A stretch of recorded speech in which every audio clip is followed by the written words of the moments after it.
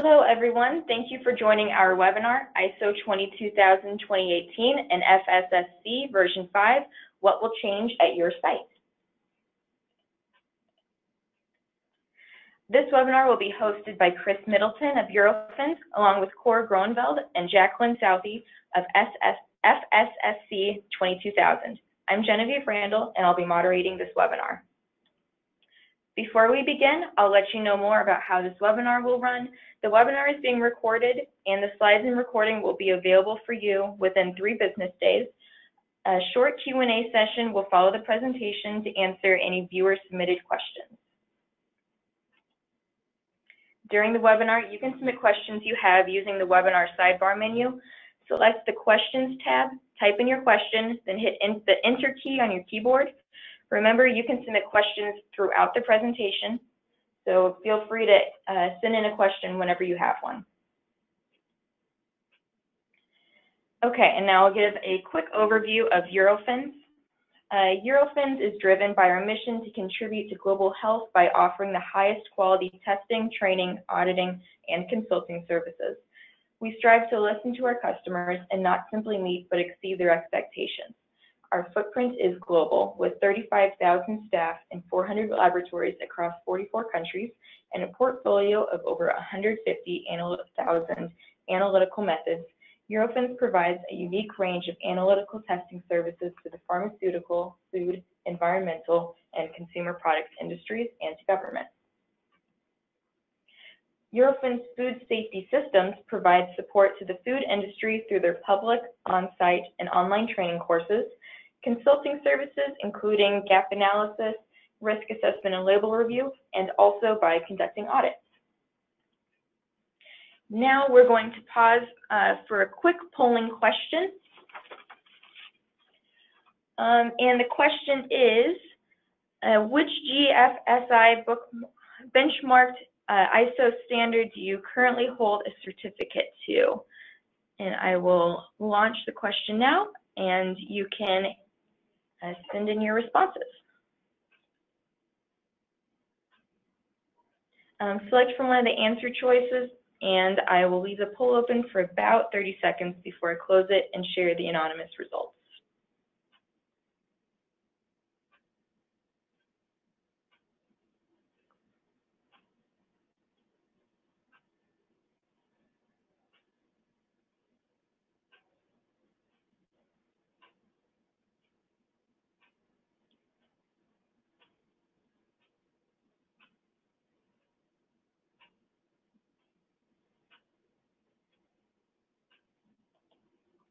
Okay, and here are the results, with 48% with FSSC 22000 or ISO 22000.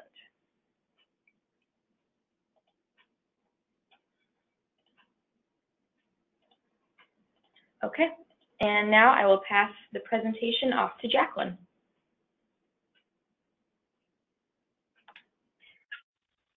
Good morning. And this is Jacqueline Southey, and I'm calling from a very wet Washington, D.C. this morning. I'd like to say good morning, good afternoon, and good evening to everybody who's joining this webinar. And I'd like to thank Eurofins for this opportunity to present to you today. So if I have the power of technology, I'd like to start the webinar. So it's my pleasure to represent FSSC in North America, and I will just give you if I can do this, thank you. So what I'd like to do is I'd like to give a brief introduction to FSSC 22000 to explain a little bit about how it works, what the benefits are, and why the update to ISO 22000 in 2018 is so important. Essentially, FSSC 22000 is a certification scheme for the food industry that certifies a facility's food safety management system. It's a little bit more than just an audit program that assesses a product. It actually certifies the way a company produces, say, food. So it's a process system, and It uses the independent international ISO standards, and that's a very important tool for the food industry.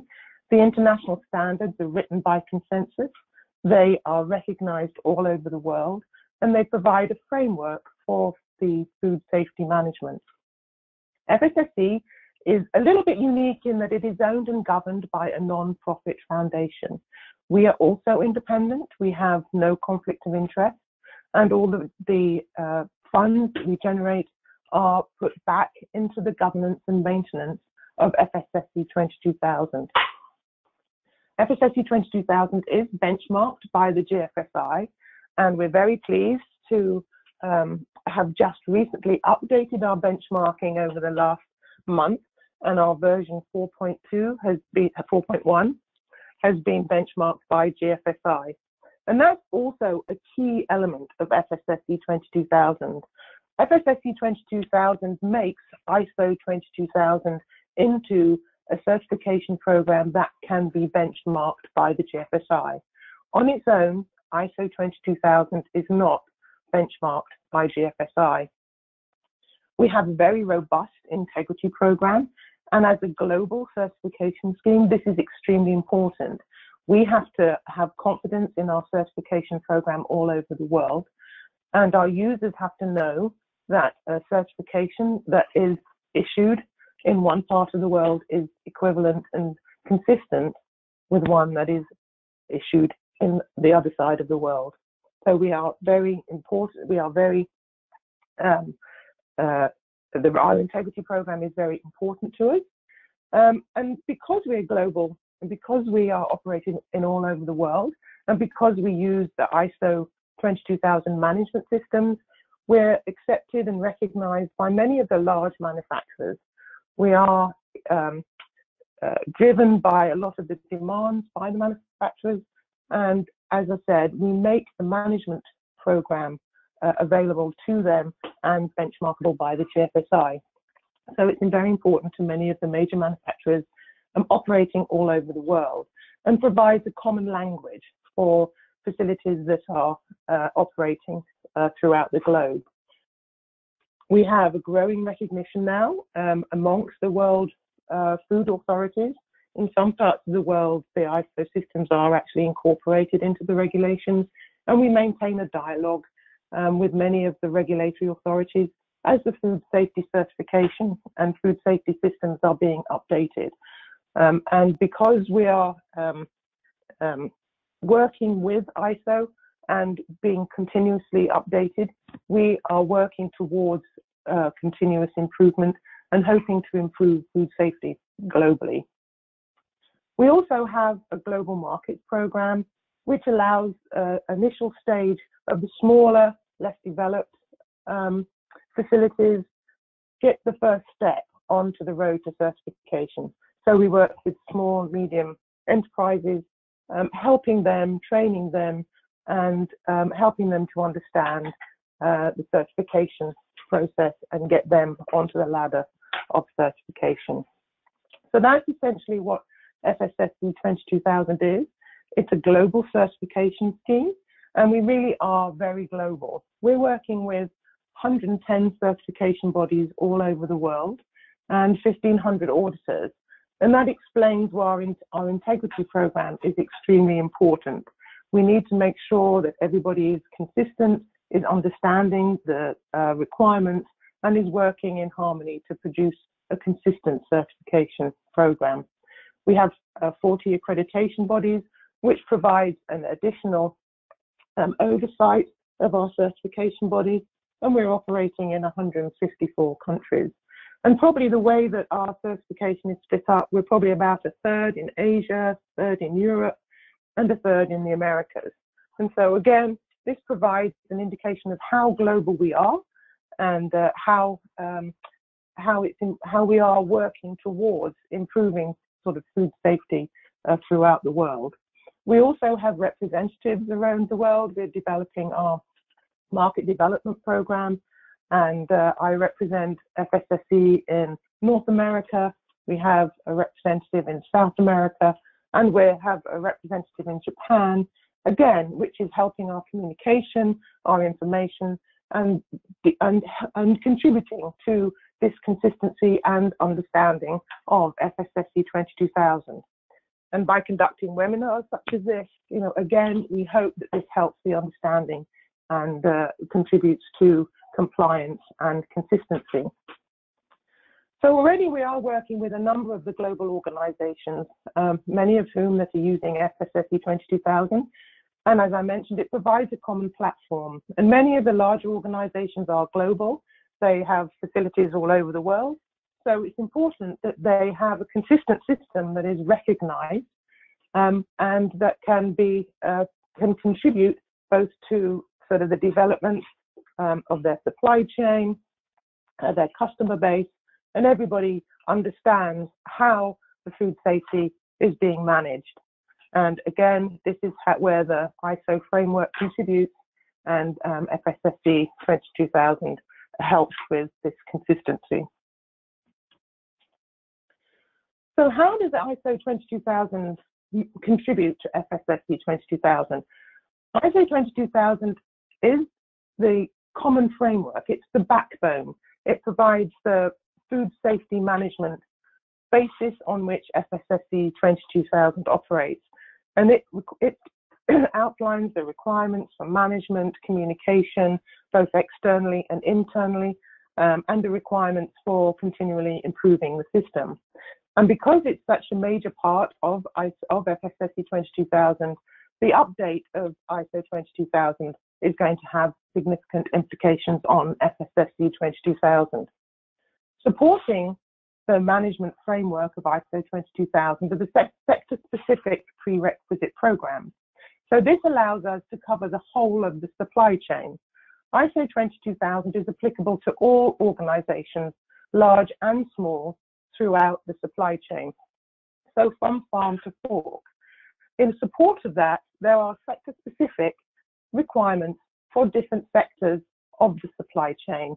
And obviously a requirement at the beginning of the supply chain to maintain hygiene,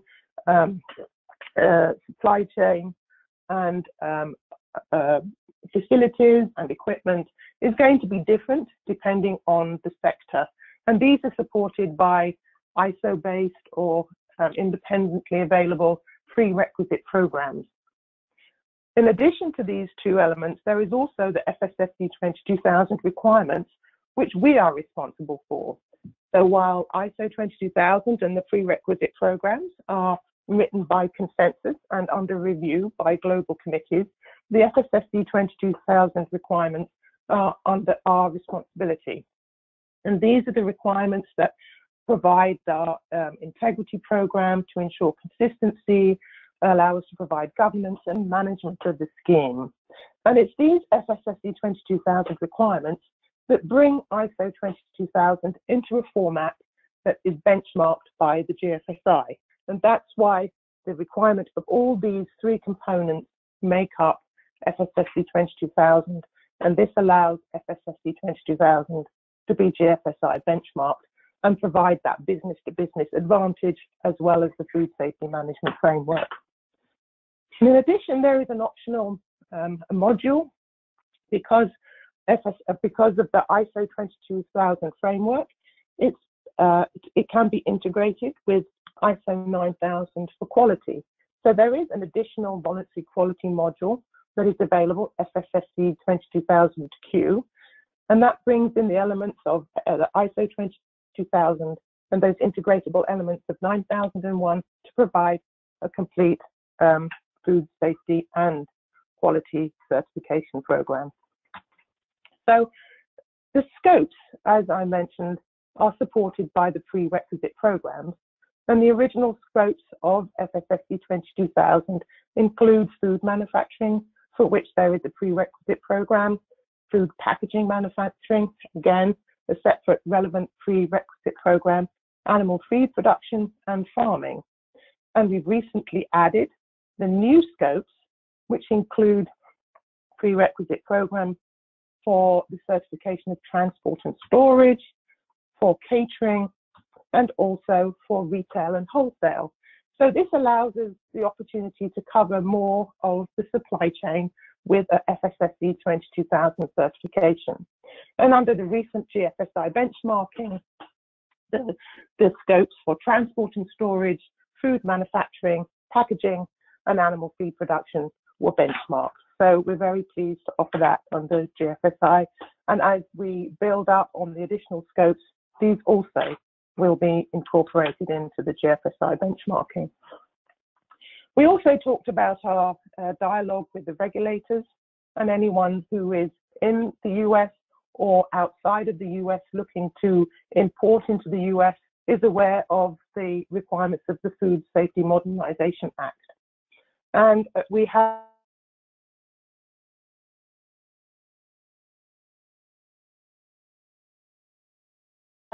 been concerned about helping our certified companies meet the requirements of the Food Safety Modernization Act. So there are requirements for achieving compliance and also for importation. So since the preventative controls rule has been introduced, we have been working on the alignment of FSSC 22000 against them. We have published an alignment which is available online, and we want to provide a tool that can help our companies to achieve compliance. And we've also recently produced a FSMA addendum. And in this FSMA addendum, for those companies that are FSSC certified or interested in becoming FSSC certified, then this provides a useful tool to see where the requirements of the Preventative Control Acts are a little bit more specific than are actually laid out in ISO 22000 or FSSC 22000, and brings your attention to those points where you probably could supplement your own food safety management system. And then there is a report addition that allows you to complete the audit report addition to provide the information that is required for supply chain verification. So rather than actually say that you, rather than confirming FSMA compliance, it's a tool that can help you achieve compliance, and while accompanying an FSSC 22000 audit report can help you meet your customers' demands for supply verification. Again, it's an ongoing thing. We will be revising this moving forward with the introduction of the ISO 22000 2018, but it provides a useful tool and should help all companies all over the world raise the standard of food safety management. So a quick word on the Global Markets Programme. As I mentioned, this is a starter program for small and medium organizations that provides the basis of food safety, the food safety management requirements. It provides a training to allow companies to appreciate what is needed to achieve certification or the first steps of certification. And rather than providing certification, we provide a conformity assessment, which allows companies to show their customers that they are on the first steps to certification. And some of the major retailers now for small and developing suppliers will accept global markets assessments. And it's just a good way of expanding food safety management, general improvement of food safety, and allowing small and enterprising companies to enter the supply chain without any compromising of food safety. So that, in a nutshell, I hope sets the stage for what FSSC 22000 is, how ISO 22000 contributes, and it's now my pleasure to hand over to Cor, who will talk about how the update of ISO 22000 will have implications on FSSC 22000. And I'm very pleased to introduce Cor Kronveld, who I think is in Shanghai, and I'm very pleased to introduce him.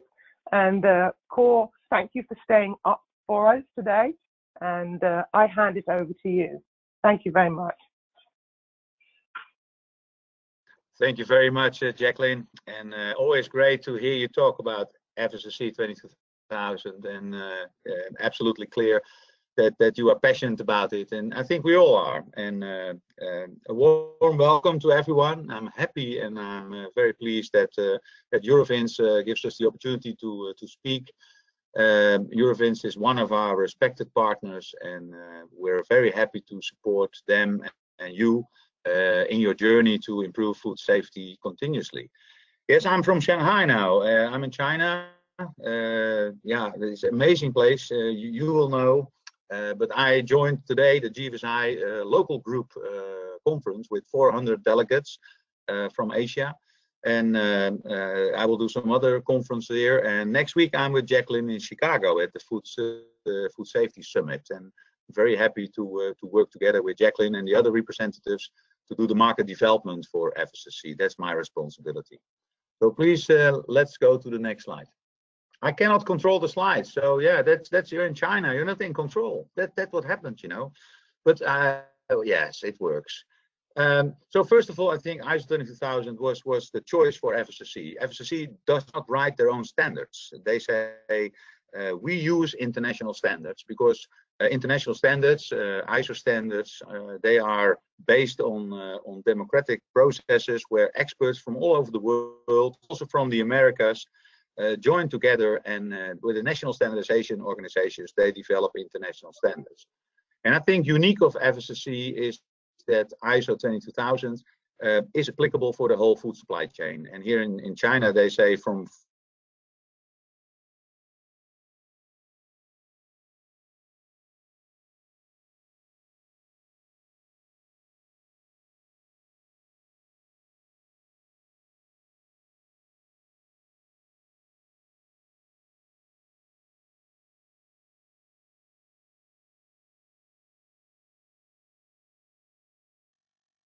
with a management system that supports you to ensure you control your own processes and the processes of your suppliers. Those technical specifications, also developed by ISO, they will cover the whole food supply chain. So Jacqueline already told you, we have a technical specification for prerequisite programs for each part of the food supply chain, also used by FSSC. And there is a risk-based and a focus on continuous improvement. So FSSC is not a list of requirements that you check the box and you say, listen, this is good, this is bad, this is good. No, it's really asking for responsibility from the food operator and for the food company to make sure that you have a very good risk analysis and that you identify what are the hazards and what are the significant hazards to control. So we believe in that an organization does that analysis, and we are not telling them this is a checklist that fits all. Because every food company is unique, and you have your unique hazards and unique lines, and you need to ensure that you find out how to control it. The new structure of FSSC of ISO 22000 is, I think, a great step forward. ISO decided to have the HLS, and I'll explain a little bit later, the high-level structure for all management system standards, and that makes it much more easier to have an integrated risk-based approach. So you can have a management system not only looking at food safety, but also looking at other risk areas like environmental risks, sustainability, occupational health and safety. And that integrated management system approach, we see that more and more companies are using that. And we think that the new version of ISO 22000 facilitates that. It's based on supply chain control. Because you can control your own processes, but many of the food scares, they start with your suppliers. So if you do not have a robust vendor assurance program, yeah, you can be in trouble. And ISO 22000 really focuses on that supply chain control, upstream and downstream. And last but not least, there's a huge international acceptance for ISO 22000 and also for FSSC. So next slide, please. Hey, it works. Thank you. So if you want to have detailed information about the differences between the ISO 20000 and 2005, that was the first version. And I was involved since 2003 with ISO. So I was in the committee. So you can blame me if you don't like ISO, but I was in that committee since 2003. So I was with the first revision and also with the 2018 version. The big change that we made was that high-level structure. And the high-level structure is now a document with ISO that says all the management system standards, we want to have them to have the same main content. So they are much comparable with each other. So what you see is they all now support risk-based integrated management system. And also there's a change in the number of clauses that can be auditable. So in the old version, the 2005 version, we had we had 5 auditable clauses, and now we have 7. So that is a change. Also, I think that there's a much more logical sequence of the requirements. So when you look at it, you can really see it starts with leadership, it starts with resources, so all the things you need to have in place to make sure that you have a good food safety system, and then you can do your hazard analysis. And the process approach. I think all management system standards, also ISO 9001, ISO 14001, they focus on a process approach. And the reason for that is that all activities in an organization can be defined as a process with input, output, that kind of things. And if you identify your main processes and also how to control them, how to measure effectiveness, then I think you have a good approach looking at your activities. And one of the things that is important is that there's now a chapter called Operation, and all the management system standards of ISO have the same name for that chapter. And in that chapter, you find all the requirements for HACCP. And there is not a big change in that. The only thing is that now ISO 22000 talks about significant hazards, and I will give some explanation on that later. And there is one of the things that gives a lot of discussion, that is the OPRPs. And the OPRPs, I think is better explained now in the standard, but it might still be sometimes difficult for organizations to understand what is the difference between CCPs and OPRPs. So that is still something that we have to try to work on together. So next slide, please.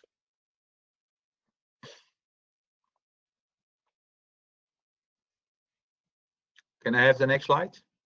Can you still hear me? Yeah. A bit of a lag. There we go. Okay, thank you. If you're not used with the HLS structure, the high-level structure, then there might be a big difference when you see the new revision of ISO 22000. That's because that risk-based thinking is now on 2 levels, and we already have a risk-based approach on HACCP, of course. You do a hazard assessment, a hazard analysis. We all know that. But now an organization also has to do a business risk analysis. And we do not have a lot of time, but most important is that an organization has to look on a business level. What are the issues that we can have internally, externally? What can have a negative or positive influence on food safety? And what is happening outside of my organization? And based on that, and also on the interested parties, so all the interested parties, clients, but also suppliers, and also government, all kinds of organizations and their requirement, an organization has to do that business risk and analysis. And that is something quite new. So if you're not used to the HLS structure, that is something really to look into and make sure that you understand that requirement. We think that is good because, and think most organizations already do that, because you look at your business risk and opportunities, but now you have to formalize it. And that might be something that can be a little bit of a challenge. Also, on the same 2 levels, there's the PDCA approach and the Plan, Do, Check, Act. It's an improvement cycle. You have to plan things before you can start. You have to do it. You have to check if you're still on track, and if you're not on track, you have to take action. So that is the explanation of the Plan, Do, Check, Act. You have to do it also on 2 levels, and I will show a picture from the standard later. But you can see that Plan, Do, Check, Act approach in the HACCP part of the standard, the operational part, but also in that organizational part. And there is a big change, I think, in definitions. And it might be a little bit scary. We have now 45 definitions, and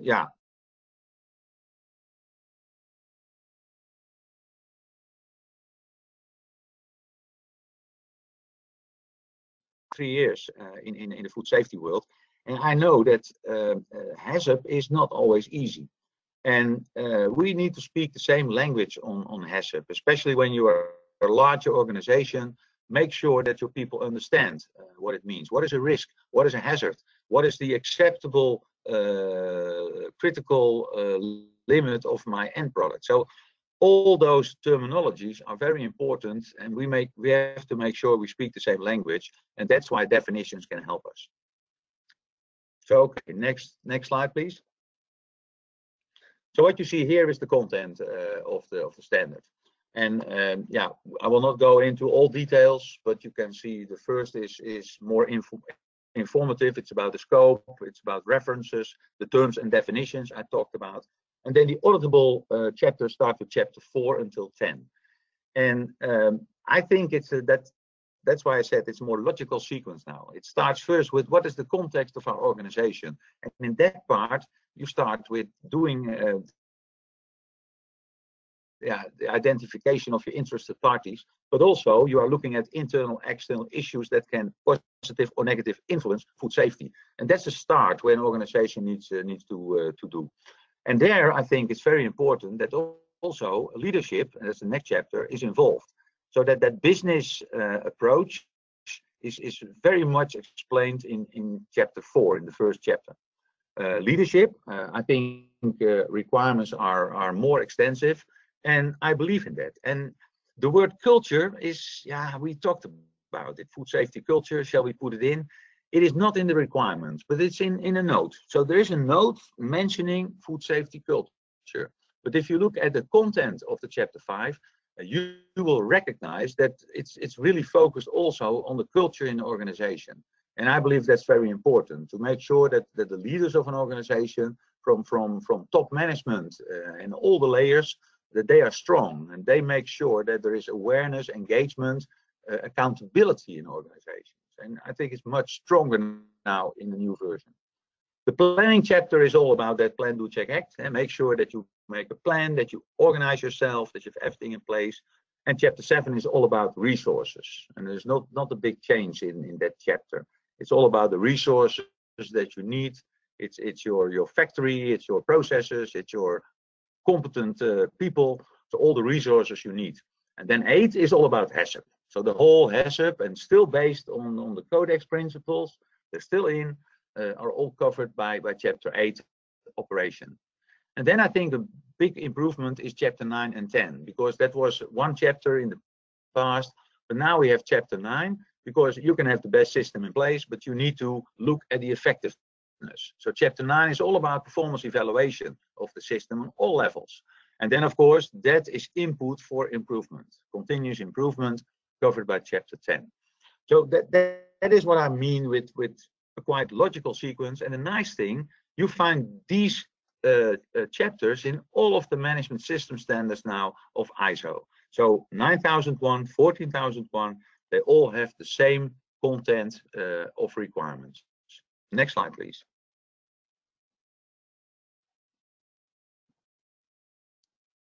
Yeah, it still works. Just to give you an idea, this is the content of the old version, 2005. And if you look now at 2018, the new version, you can see that the difference that I just explained is context of the organization, leadership and planning. That was in the old chapter 4 and 5. Support was resource management. That is still, I think, the same content mainly. 7 was called planning and realization of safe products. That is now operation. The whole HACCP part is there. And 8 was one chapter, verification and improvement, and they're now in 2 chapters. So here you see how the standard has changed and how the chapters connect with the old revision of the standards. So next slide, please.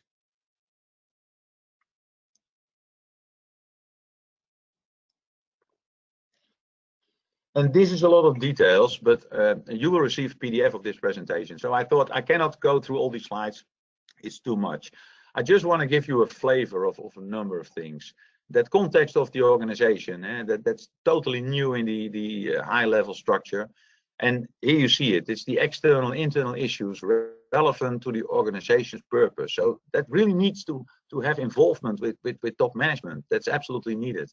And also the needs and expectations of interested parties like clients, suppliers, governments, other interested parties. That is all covered in that chapter 4. I said already, chapter 5, much stronger. They talk about accountability now, accountability of the leaders. And also, I think you find a lot of cultural aspects there. So make sure we have good leaders in place to make people engaged, to make people committed. If you have happy employees, I think it's one of the most important things, because you can have the best system, the best processes, but if your people are not happy, will they work for you? Will they really be engaged and committed? So we believe strongly in that cultural aspect of an organization.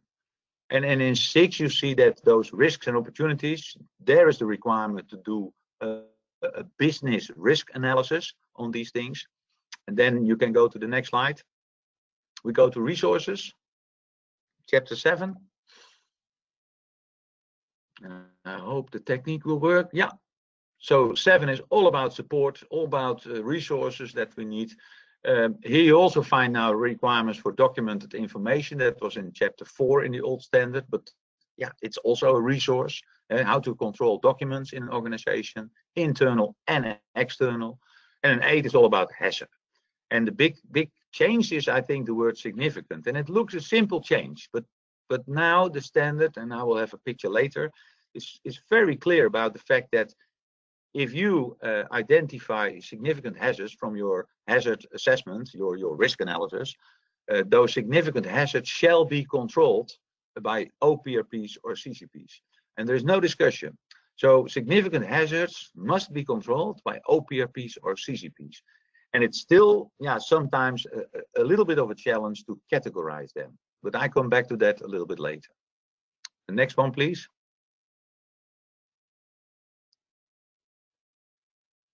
And then 9, I said, it's all about performance evaluation on all levels. It's on the level of the monitoring of CCPs. That is a performance evaluation, but also internal audits is covered there. And even the verification of effectiveness, the verification of the HACCP system, what is input for the management review. And the management review is the highest level of performance evaluation, where involvement of top management is required. And then 10 is driving improvement. So it's all about corrective actions and that kind of things. So this is a little bit more detail about the standard. The Plan, Do, Check, Act and risk-based approach. I think that is the most important change, and especially when you're not really aware about the HLS. And this is a picture coming from the standard. So in the introduction of the standard, you find this picture. And I think it explains nicely how that 2 levels of organizational planning and control and operational planning and control is organized. So chapter 8 about operation is all about HACCP. I said it. So when you look at this and you know a little bit about HACCP, you recognize it. You have to do your analysis. You have to do the validation of control measures. So what you see here is that improvement cycle for HACCP. So all the steps are included, and it's fully based on the Codex principles. But on top of this picture, you can see we also have an improvement cycle, a Plan, Do, Check, Act for the organizational planning and control. And that is all covered in the other chapters. And there is a connection with chapter 8, where if you identify any internal, external issues that have a high risk, or you have requirements for your interested parties that have a high risk, or an opportunity, it can also be an opportunity to improve. For instance, when there is a new technique, a rapid alert system, or there is a new technique for doing microbiological analysis, that can be an opportunity to improve. So it can be risks and opportunities, and you need to do that risk analysis to identify them. And for any risk and opportunity that is on a higher level, you need to control it. So that business analysis of risk and opportunities is totally new in the standard. So we can go to the next slide. Oh, here it is, the Deming circle again. Yeah, Plan, Do, Check, Act. Okay, you can click again. And this is then that part I talked about. So this is covered in the HLS structure. in all management system standards, looking at external issues, what happens outside, what can influence us positively, negatively, what are internal issues, what can influence internal our food safety, and what are the interested parties and their requirements. And that leads to risks and opportunities. And the next line, if you for all high-level risks and opportunities, you can click if you can, please. Yeah.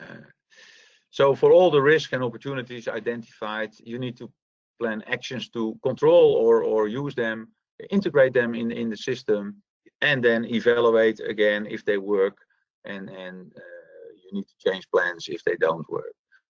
So this is the new approach on the business level for risks and opportunities.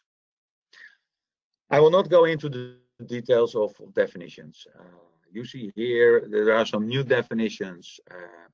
Obviously, what happened is that all the things that were not in the old standard because of the high-level structure are now in the standard.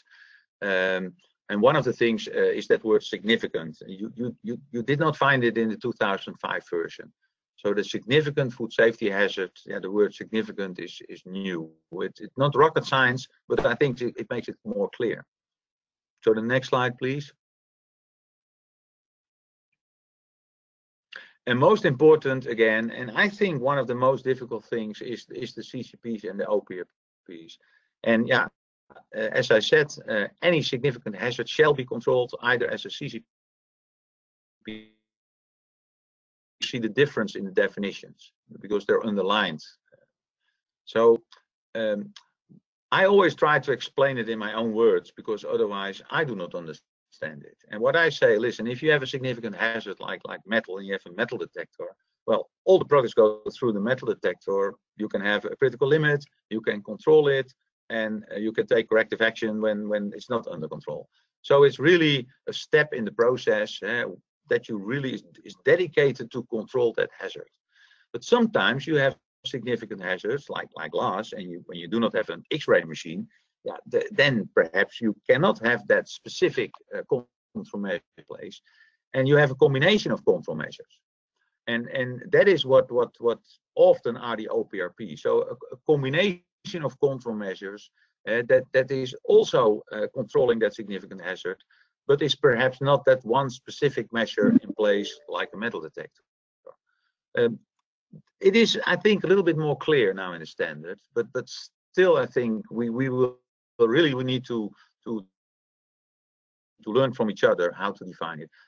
Most important for me is if you have a significant hazard, you shall control it, and there may be a gray area between CCPs and OPRPs as long as you control it and you show by verification that your control is effective. That is most important. Next slide, please. Sorry.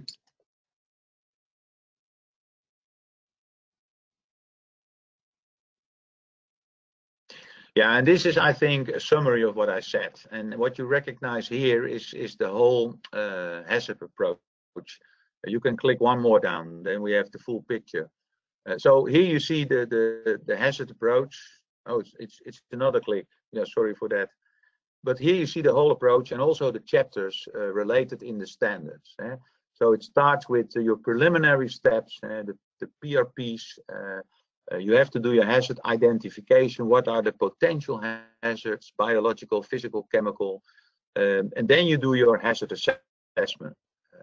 And that leads to significant hazards. And still, the hazard assessment shall be based on occurrence and severity of the hazard. That comes to a risk level. And the methodology is still not described. You can choose your own methodology, as it was also in the previous version. But it leads to significant hazards, and they shall be controlled by either CCPs or OPRPs. And those control measures shall be validated, looking at the capability, if the control measure is capable to control the significant hazards. So I think this is an overview that explains again the HACCP principles and also the chapters of the standard where the requirements are covered. The next slide, please.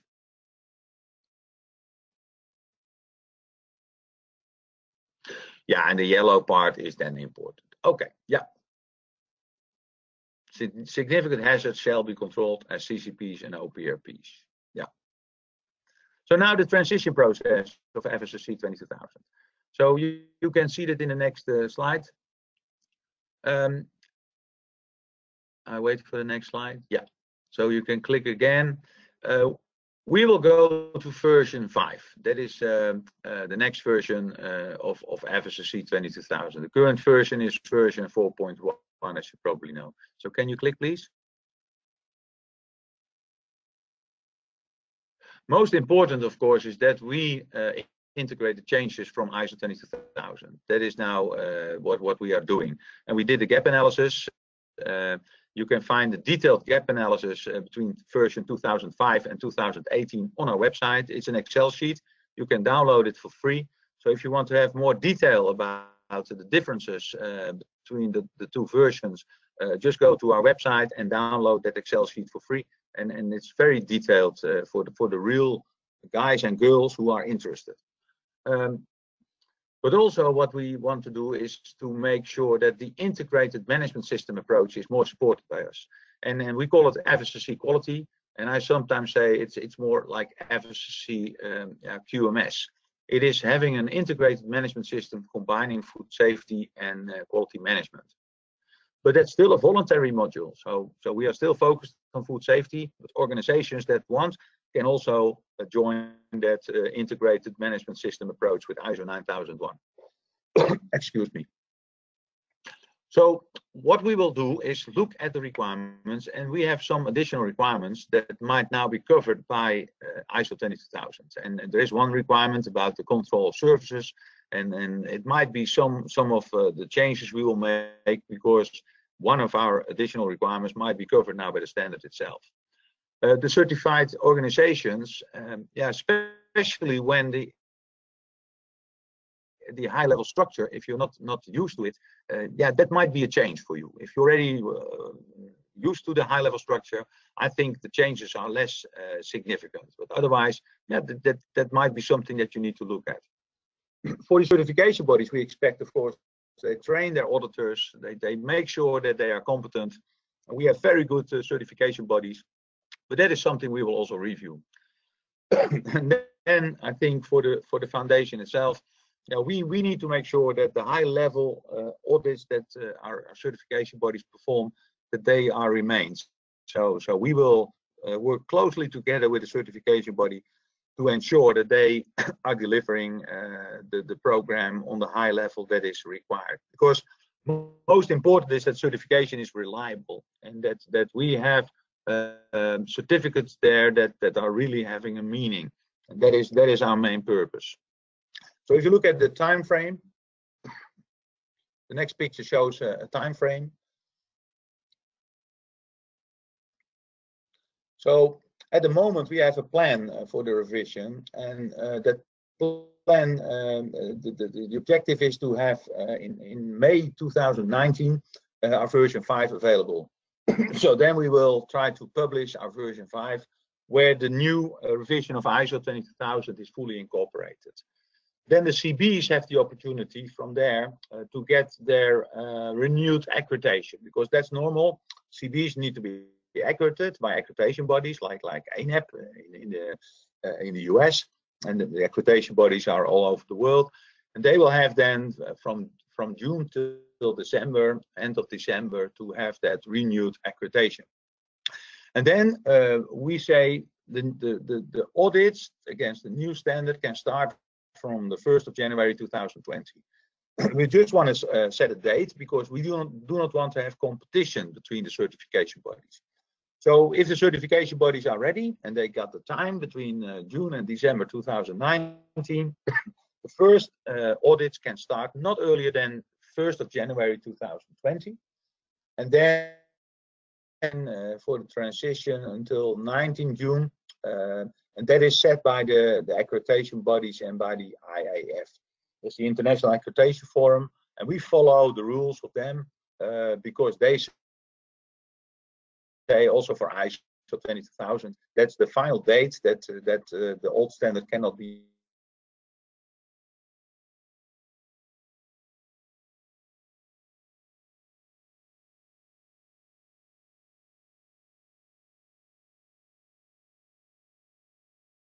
used anymore.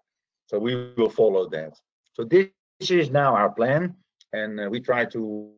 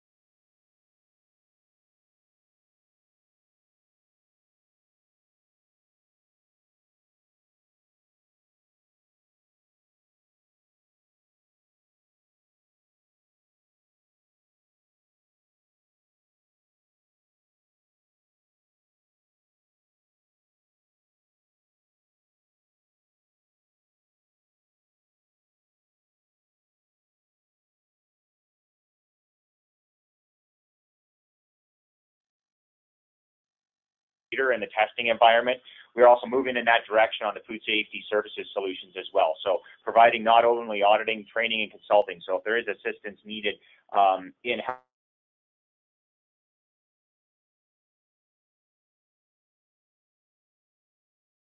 helping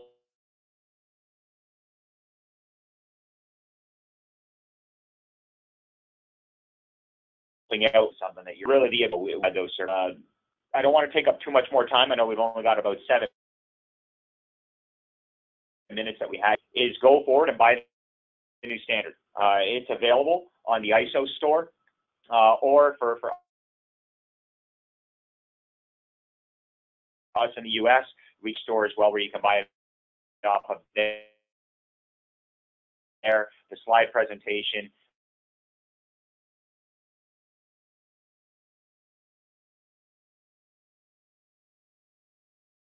will have or just that stand within your. The next thing to do, really to look at, is really understanding the plan already in place, and you might not know it. One of the challenges I think that we have in some parts of the world is really understanding how to do the plan, check, act cycle. Remember, planning is really recognizing an opportunity to plan a change within your system. You're doing is testing that change, testing that modification, and carrying out potentially a small-scale study on that front. The checking is reviewing the test and analyzing results and identify what you've learned from that particular action.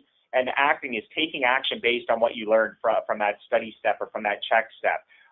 Learning if the change didn't work, do you need to go back through the cycle? And even if it did work, how can you improve that system? So really, it's an endless cycle. It's an endless circle that continuously goes, which is driving that continuous improvement thought process that we really want to have in place. If you want to think about it in a relatively simple terms, when we're looking at it on a food safety management system or quality management system cycle, the internal audit section is really looking at that check phase of what's being done, the corrective action processes is that action phase at points. And then really the planning and doing is going to be where your changes are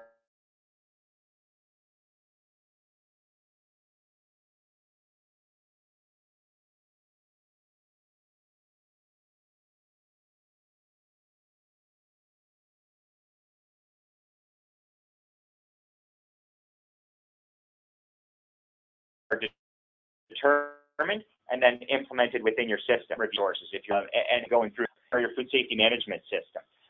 What changes do you need to do in order to meet all of the requirements now of 2018? How can you implement that? How do you need to modify some slight roles and responsibilities potentially within your system? A key point that I do want to point out here, though, and I see it is somewhat a fault when I go out and I visit facilities, is they want to number their programs specifically to what a standard has. You're more than welcome to do that if you want, but remember, that is not the main concern for an auditor. It is really the design and the implementation of your system really that is of concern. So the proof is more so in the pudding that we want to see. It's really, we want the substance, not necessarily the style. So ensure that you have that management system, that plan, do, check, act cycle, that HLS really embedded into your system, and you're able to demonstrate it on that front. And really the last thing to look at in some of the questions you may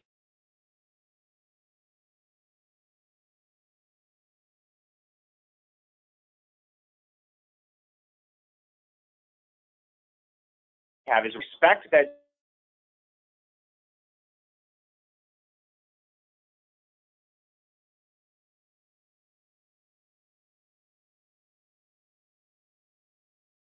senior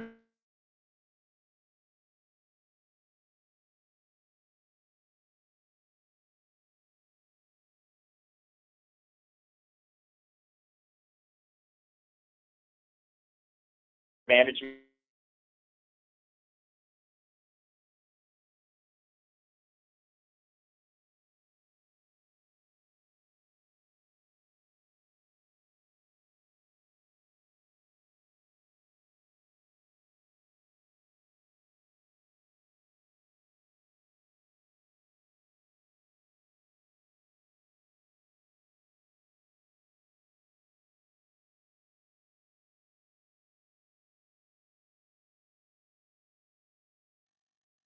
really that cycle that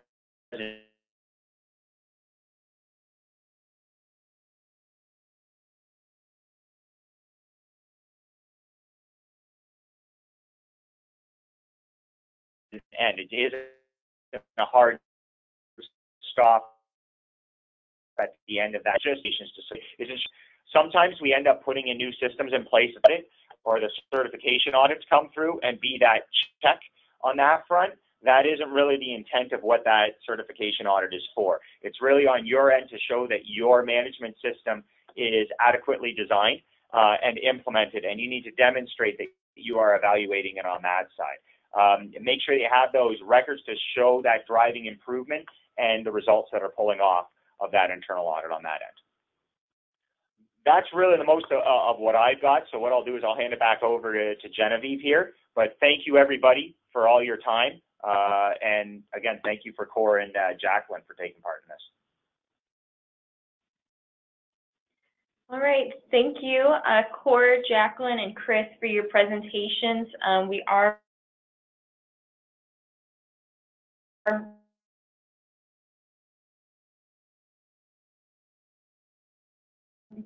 butting up against time to you. If you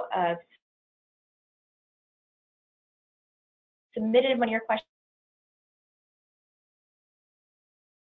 and try to answer it for you through email, thank you so much. That a recording available to you within 3 by the end of this week.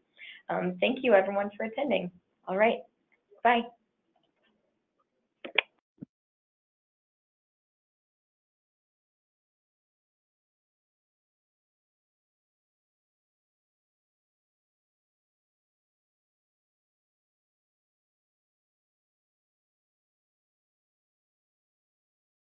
Are you still there, Genevieve?